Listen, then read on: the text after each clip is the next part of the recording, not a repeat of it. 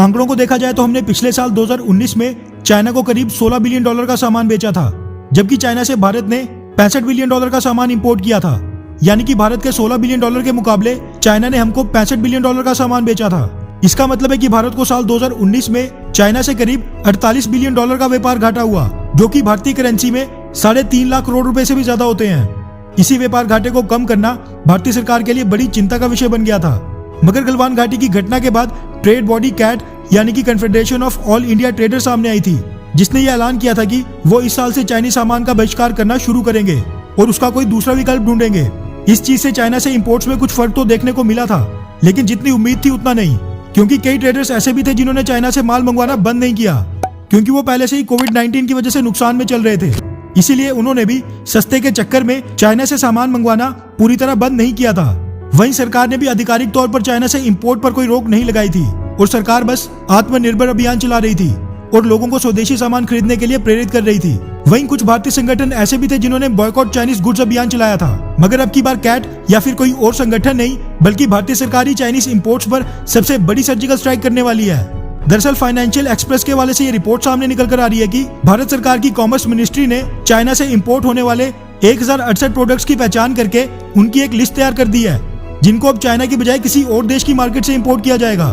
खबर है कि कॉमर्स मिनिस्ट्री ने एक पूरा एनालिसिस करके इन सभी सामानों के अल्टरनेटिव सोर्स भी ढूंढ लिए हैं और इस काम में भारत के अलग अलग देशों में सभी दूतावास ने कॉमर्स मिनिस्ट्री की मदद करके ये बताया है कि उस देश से कौन सा प्रोडक्ट इंपोर्ट या फिर वहां पर एक्सपोर्ट किया जा सकता है। 1068 प्रोडक्ट्स में से 168 प्रोडक्ट्स बिल्कुल इंपॉर्टेंट कैटेगरी के हैं, जो कि अगर आज चाइना अचानक ही भारत को एक्सपोर्ट करना बंद कर दे तो भारत में थोड़ी मुश्किल पैदा हो सकती है।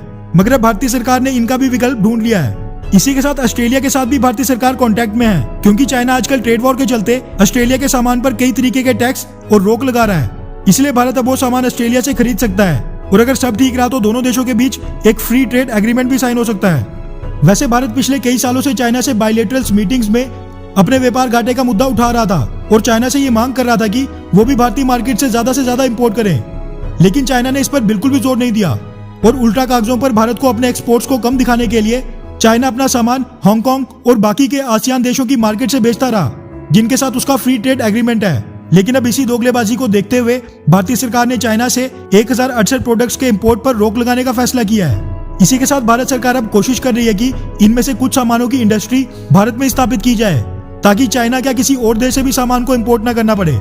वैसे भारतीय सरकार की कॉमर्स मिनिस्ट्री ने बड़ी स्ट्रेटेजी से दूसरे देशों में भारतीय दूतावास के साथ एनालिसिस करके ये पूरा प्लान तैयार किया है, लेकिन फिर भी कई लोग और ट्रेडर्स ऐसे हैं जो तब भी चाइनीज आइटम्स खरीदेंगे, फिर चाहे उसका विकल्प भी क्यों ना मिल जाए। जब तक हम सभी लोग एक साथ मिलकर चाइनीज सामान का बहिष्कार करना शुरू नहीं करेंगे, तब तक भारत सरकार कुछ भी कर ले, सबका सब धरे का धरा रह जाएगा। खैर, वैसे बाकियों का क्या? आपने चाइनीज सामान का बॉयकॉट करना शुरू किया या फिर अभी नहीं? नीचे कमेंट करके बताएं।